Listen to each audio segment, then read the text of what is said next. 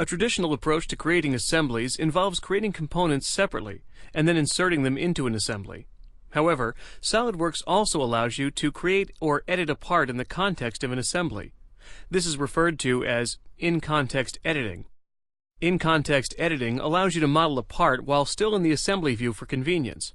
However, you must first understand the difference between editing assembly mode and editing part mode. At this moment, we're in editing assembly mode. Now, there are a couple of clues that tell us this. One, you can see we have the usual assembly tools available to us, such as Insert Component, Mate, and so on. Also, if you look in the status bar, the editing assembly status is displayed.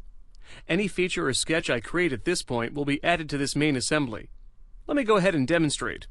I'll create a sketch.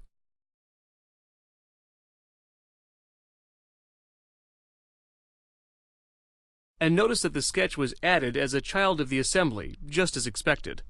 But what if we wanted this sketch to be inserted inside one of the components?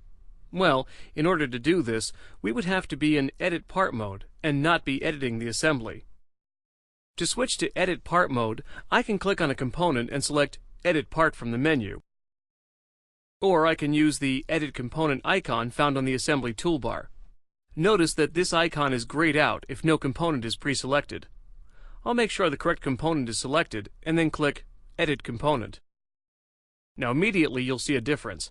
We're now in Editing Part mode, and I'm sure you've already noticed a few changes on the screen. Let me point some of these out. Now if we look at the status bar again, we see Editing Part is now the current status. Also, the toolbar now displays some familiar features, including Extrude, Revolve, among other common part features. Now there are two additional changes I wish to point out. First, notice that when editing a part within an assembly, SolidWorks displays all other assembly components transparent, allowing you to focus on your selected part. Also, if we turn to the feature tree, notice that the component being edited is displayed in blue text. If for any reason you have a different preference on this transparency setting or the text color, know that you can always change these under the Tools Options menu.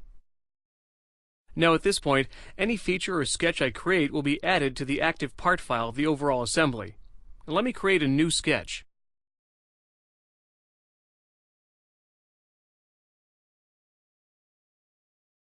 And with my changes added, I'll now return to Editing Assembly mode. To return to Editing Assembly, I can click on the selected component and select Edit Assembly from the menu. Or I can simply deselect the Edit Component icon under the Feature toolbar. Now if we look in the feature tree, you can see the sketch was added to the part. To emphasize this, I can go ahead and open the part, and we can see the sketch is still there.